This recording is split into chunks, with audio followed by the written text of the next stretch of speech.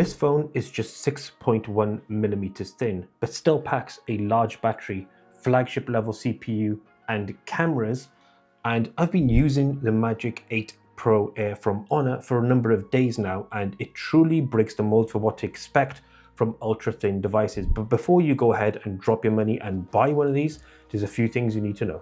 The unboxing experience of the Magic 8 Pro Air is actually pretty great, because right up front, when you lift the lid off the box, you get the phone itself, well, parked off on the side. Underneath that though, you get the manuals, the SIM ejector pin, and within that you also get a sort of framed case as well. Beneath that then you get your standard cable, but you also get an 80-watt fast charging brick. Yes, it still comes in a box. The phone itself is in this sort of pearlescent white color, which is really insanely nice, to be fair. Did one in orange, but white just looks equally as good. And if you go around the phone, you get the AI button to the one side alongside the volume up and down key and power button as well. And on the rear is the camera housing of the Honor 8 Pro Air, which looks very much like the iPhone Air / Pixel devices. Up front, you get a 6.31-inch LTPO OLED with 120 Hz and 6,000 nits of peak brightness. So this is a stunning flagship level display with stunning vibrancy in colors, with deep rich blacks and excellent HDR as well. And with the 8 Air, which I'm going to call that from now on, measuring in at just 6.1 millimeters thin and less than 160 grams, both are just wild and insane to use in hand. In fact, it makes our X9 Pro that I use daily feel sort of old, bulky and heavy. The display itself does benefit from really thin bezels, and then your great eye protection features from Honor are still present through Honor Eye Care, including high PWM dimming, which you can set.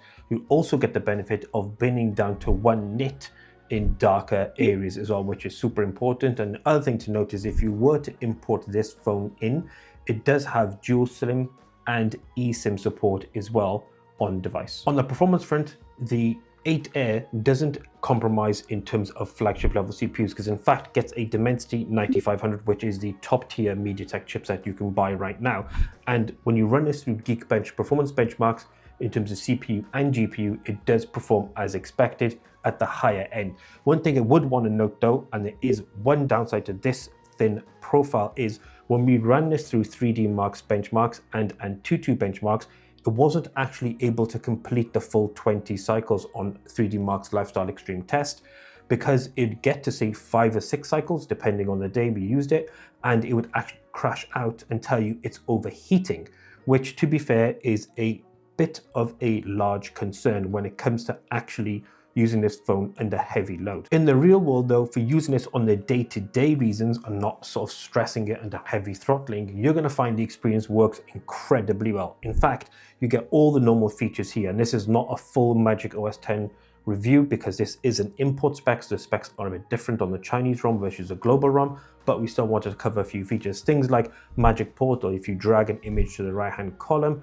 for example, an image of a car, you can copy it into your gallery and then see it in your gallery as well. And it still gets all the really great AI features as well. Things like Magic Eraser, which will allow you to remove objects from an environment and replace it completely, for example, as it's done here, or leave a sort of less visible mark that may ruin your image. All that works very, very well. One thing I will say though, that generally navigating the OS on the whole, for example, open and closing apps, folders, all that works very, very well, super smooth, and including the customization options available for the lock screen, for example, are very reminiscent of iOS. In fact, it's almost a direct copy of iOS, including how transparent you can make those icons as well, which may not be the worst thing in the world, but at least you get the option of going completely transparent and not transparent. But overall, the OS works very, very well. If you're a gamer and you're looking for a compact smartphone that has incredible performance figures such as this and has a camera system as well,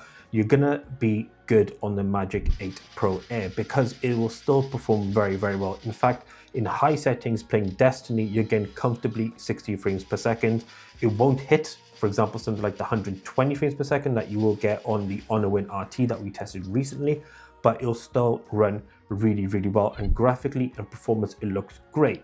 Then there's the stereo speakers. Now you get top and bottom firing speakers, and those combined with dedicated gameplay on things like Call of Duty Mobile, which will run on 120 frames per second. You get a super immersive experience. Enemy down. We've taken the lead. Enemy in sight. Tango down.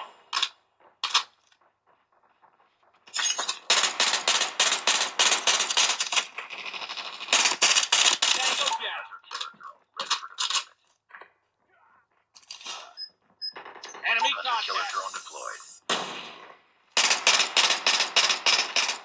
Target down. Reloading. Cover. Predator missile awaiting orders. Then on the battery front, slim phones such as this is 6.1 millimeters, always tend to compromise on batteries. For example, the iPhone Air gets you 3,184 milliamp hours, and then the S25 Edge 3,900 milliamp hours.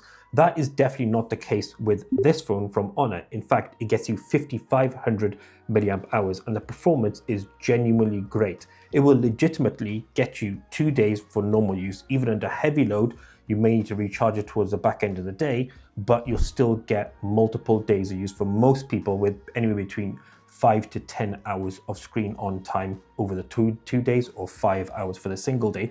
And earlier we talked about heat management, and there been quite a lot of throttling on 3D Mark's extreme tests and then it crashing out. But when we gamed on this phone for a full gaming session, playing Destiny first and then Call of Duty right after, you can see the differences in heat temperature are actually nothing to worry about at all. They're in the early 30 degrees, which shows day-to-day wise, you won't see any of the issues when it comes to thermal management and crashing and overheating. You will under extreme loads, but you won't otherwise. Other thing to note here is charging wise, you get 80 watts of wired charging and 50 odd watts of wireless charging as well. So compromising in terms of the whole of the performance, there's nothing like it on the Magic 8 Pro Air. The 8 Pro Air gets you a triple camera system. You get a 50 megapixel main, 64 megapixel periscope telephoto, 50 megapixel ultra wide, and then up front you get another 50 megapixel front facing sensor. So this, again, unlike the other two devices mentioned earlier, the Apple iPhone Air and the S25 Edge,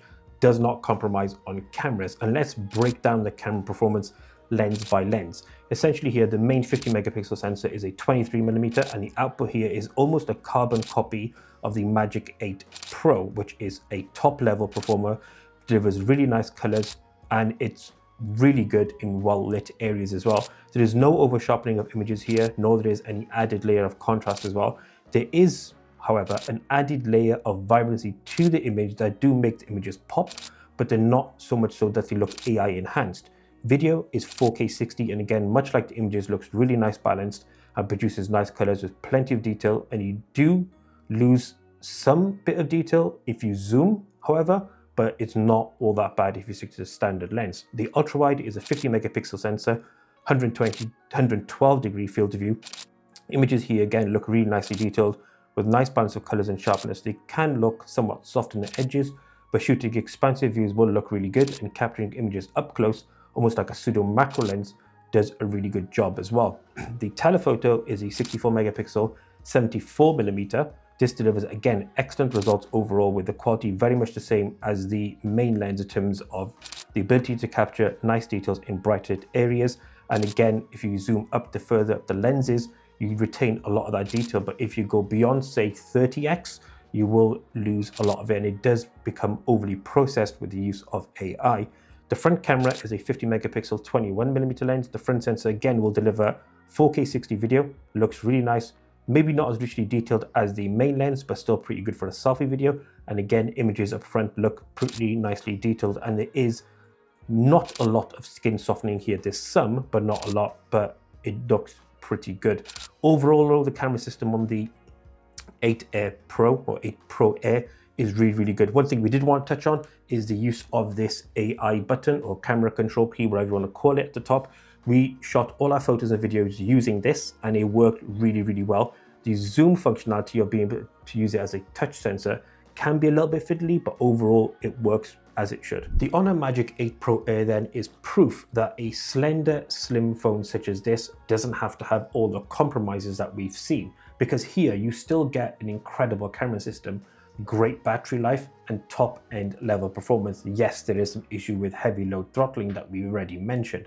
So that goes to show you that if you were in the market for a thin, light, and powerful phone, then this is one of the most interesting phones of the year. But we want you to let us know in the comment section below your thoughts on this. This is your standard quote-unquote candy bar phone, which are heavier, but which would you prefer to buy in 2026? Let us know in the comment section below. And if you found this video review helpful and impactful and enjoyable, why not drop a sub and a comment and like as well. Until the next one, as always, we out.